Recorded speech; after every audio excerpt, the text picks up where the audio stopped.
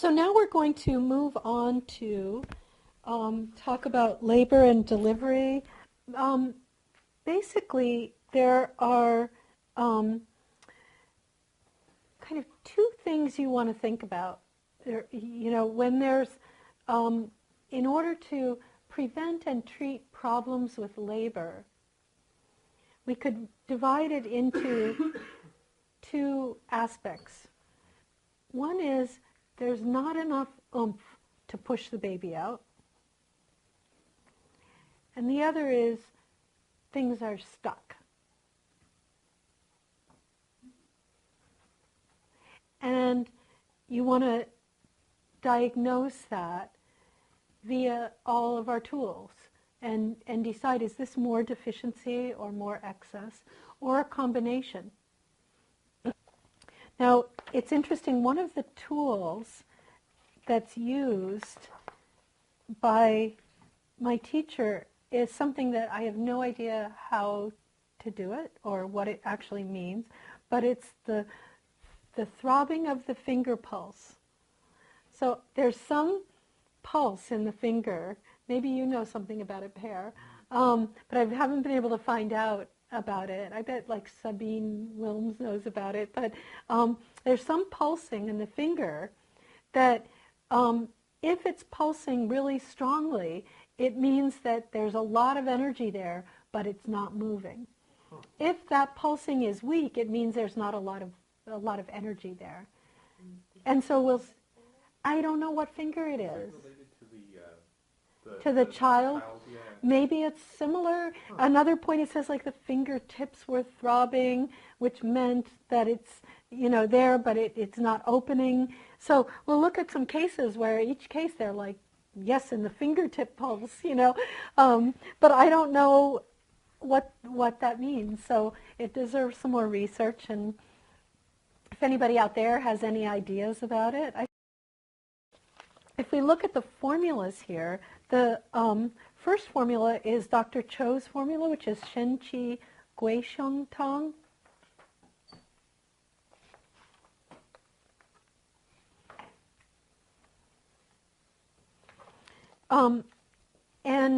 The Gui Xiong Tang is also called the Fo Shou Tang, the Buddha palm powder, which is Dang Gui and Chuan Xiong.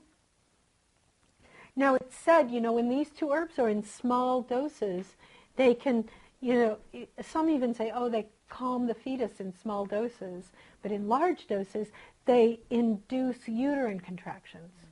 So you look at the dose, it's 30 grams of Dang Gui, 9 grams of Chuan Xiong for one dose. That's a lot. So we're looking to induce uterine contractions with this formula. But it's for someone who doesn't have the strength. So Dang Shen or Ren Shen plus Huang Qi.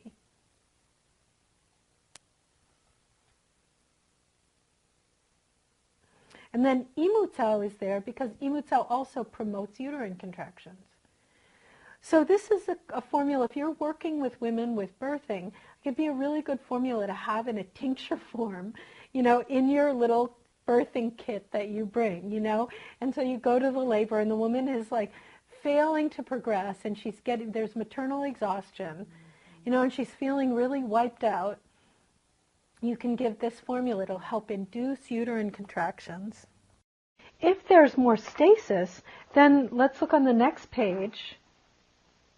There's a couple of formulas. There's this Liao Ersan, and we see our old friend Chuan Yoshi, because it helps to open through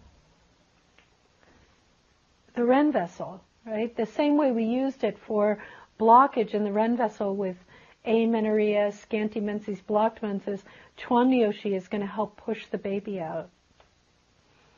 And now, Liao Ersan is, it says treat the child powder, which is weird because this is basically this formula is for when the baby's expired and isn't coming out. So Guizhou is specifically for expelling an expired fetus, and I've never used it. It's an unusual herb, this Disosme varicepalis. this is, I think, a Fuqingju formula.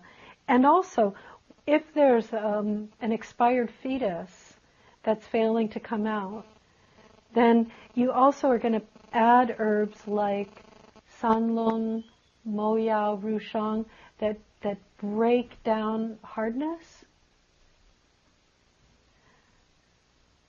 Those aren't used to help birth a baby. Those are used to break down,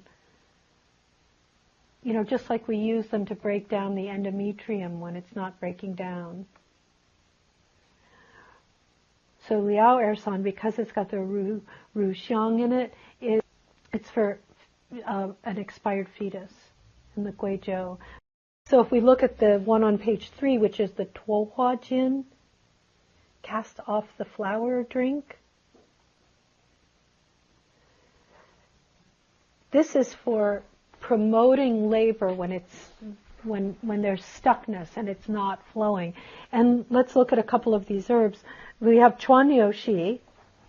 Well, first we have the Buddha palm powder in somewhat strong doses. Definitely not trying to calm the fetus. We're trying to induce contractions. And also Chuanyoshi to open through the Ren vessel. Then we have Chirchenza, which is, we think of it as an herb that promotes urination, but it's also considered a slippery herb, as well as Taoren, because they're oily and they're slippery. So some herbs help open through urination or open through the renmai because they have a slippery quality, almost like a demulcent kind of quality, or like, or like huasher is a slippery stone, it's talc, and that makes things be slippery, so they slide out. So Chirchenza, Taoren. Also, if you look at the next formula, Dongkuaizi, also helps make slippery. But the Huashuoyin obviously is for an expired fetus, because we see the Sanlong in there. So these are all classic formulas, but we can see the treatment principle. If the baby has died, if the baby's still living, we do it a little bit differently. Weizenbaum is an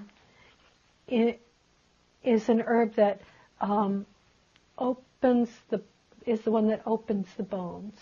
And so it's used in a pretty significant dosage, like a standard dose, but here we see it's being used 12 grams a day. So not a ton of it, but not a little of it either, but a pretty standard dose of Weizenbaum to help open up soften the tendons between the bones so that they open up.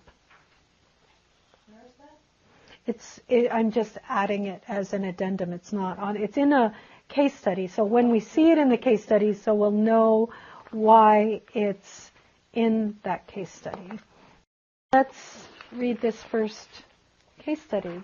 The Shen Miao Fo Shou San. So Ms. Xie entered the hospital on November 24th, 1960.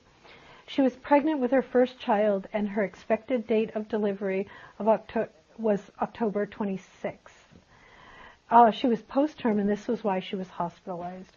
On the second day of her hospitalization, she was given quinine to induce labor, which is interesting. Quinine will induce labor, but it also makes it difficult to treat malaria when people are pregnant because quinine induces labor. So there's a lot of case studies on how do you treat malaria in pregnancy when you can't use quinine.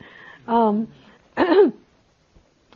after 2 days, she had not manifested any clear signs of labor. So, in addition, I gave her Chinese herbs to hasten labor.